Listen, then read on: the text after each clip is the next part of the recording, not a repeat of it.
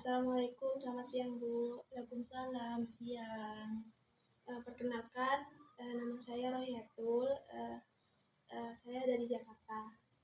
Oh, baik, perkenalkan juga nama saya Triani. Saya di sini sebagai konselor yang akan membantu permasalahan yang sedang Kakak hadapi. Jadi, bagaimana Kak kabarnya hari ini? Kabar saya baik, alhamdulillah sehat. Baiklah, kalau boleh saya tahu tujuan Kakak ke sini ada apa ya? Saya ingin menceritakan masalah di dalam diri saya. Kalau boleh tahu masalah seperti apa? Jadi tadi pagi saya sempat merenung. Saya merasa tidak berharga dan selalu gagal dalam sebuah hubungan. Saya sangat memahami perasaan Kakak. Saya juga ikut merasakan apa yang dirasakan oleh Kakak. Tapi apakah perasaan yang Kakak alami itu bisa kita bicarakan bersama? Baik Bu, dengan senang hati saya akan menceritakan, tetapi saya mohon tolong Ibu rahasiakan cerita ini karena ini sudah menyangkut privasi saya sendiri. Baik, kalau begitu saya ingin mendengarkan dulu sejauh mana perasaan tidak berharga yang mengganggu Kakak di sini. Kakak bisa menceritakan tentang semua yang Kakak rasakan tanpa khawatir, karena kerahasiaannya Kakak saya jaga.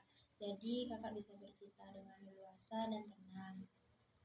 Begini Bu, saya ini sering sekali merasa diri saya itu tidak berharga. Ketika berhubungan dengan lelaki, saya itu selalu gagal nikah. Lalu bagaimana? Setiap saya mau ke jenjang yang lebih serius dengan pasangan saya, pasti selalu gagal dan rasanya di hati saya selalu ada yang menjanggal. Tapi saya bingung, apa ya yang yang yang membuat saya tidak bisa menerima laki-laki tersebut.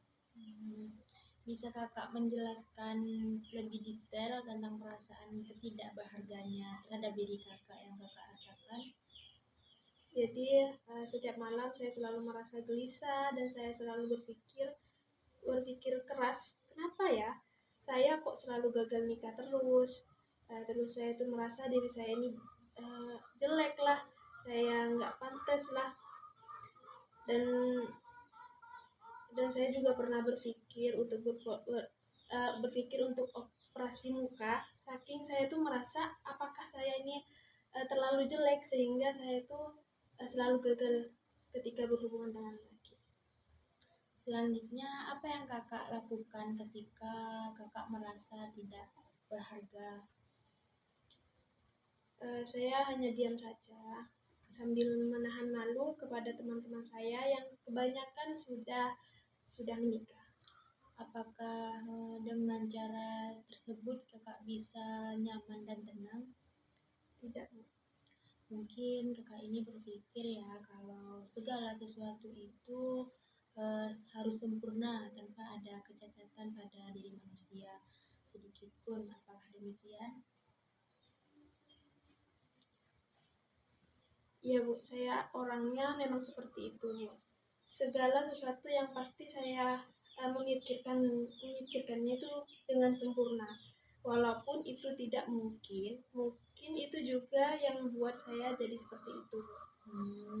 Kalau begitu, jadi permasalahan Kakak ini tentang perasaan Kakak yang merasa tidak berharga karena Kakak itu selalu gagal dalam sebuah hubungan gitu ya, yang hampir Kakak ini menuju ke jenjang yang lebih serius.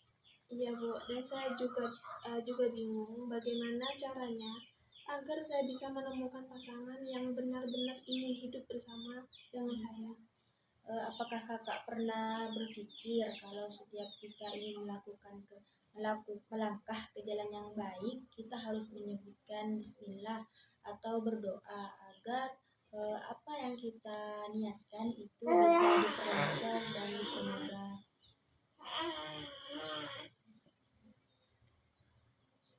Jadi setiap melakukan sesuatu saya sering lupa Bu dalam berdoa karena saya sudah merasa semuanya akan baik-baik saja sampai saya lupa untuk berdoa.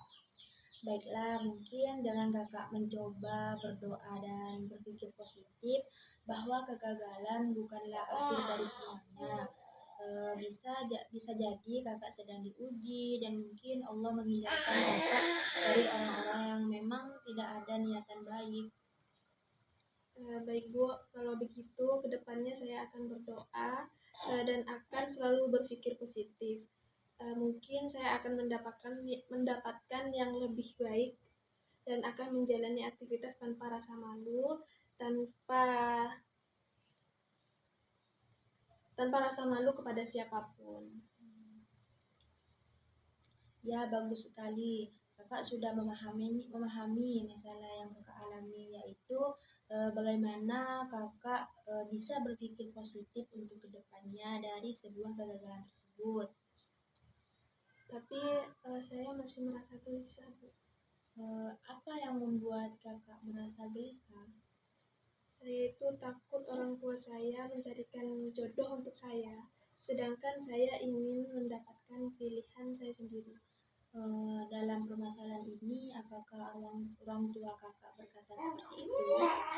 Tidak sih, Bu. Jika tidak, mengapa kakak harus gelisah? Baik Bu, kalau begitu saya akan mencoba untuk berpikir lebih positif dan berdoa agar saya segera dipertemukan dengan jodoh saya. Baik, apa kira-kira yang kakak rencanakan selanjutnya? Pertama, saya akan belajar untuk berpikir positif terhadap takdir yang Allah berikan kepada saya, dan saya akan selalu mencoba untuk berdoa setiap saya untuk melakukan sesuatu. Bagus Kak, sudah tahu ya apa yang harus kakak lakukan. Sebelum pembicaraan ini ditutup, mungkin ada lagi yang ingin kakak sampaikan?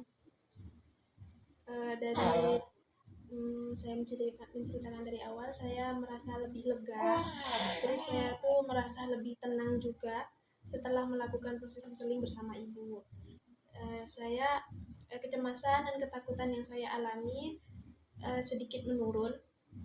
Jadi setelah melakukan konseling selama 20 menit ini, kesimpulannya adalah pertama, kakak akan berlatih dan belajar selalu berpikir positif tentang apa yang telah ditakdirkan oleh Allah. Kedua, kakak akan berdoa setiap kali melakukan dan meniatkan sesuatu yang kakak harapkan. Apakah kakak sudah benar-benar yakin untuk melakukan itu? Iya Bu, saya dengan tekad saya yakin. Iya Bu, dengan tekad saya sangat yakin. Baiklah, kalau begitu saya rasa sesi konseling kali ini cukup ya. Saya berharap kita bisa bertemu kembali di minggu depan untuk melihat bagaimana hasil yang telah kakak lakukan. Dan saya berterima kasih kakak telah mempercayai saya untuk menceritakan masalah pribadi kakak kepada saya. Semoga apa yang kakak lakukan bisa mengubah diri kakak menjadi yang lebih baik. Tetap semangat ya kak. Terima kasih kak. Terima kasih kembali Bu.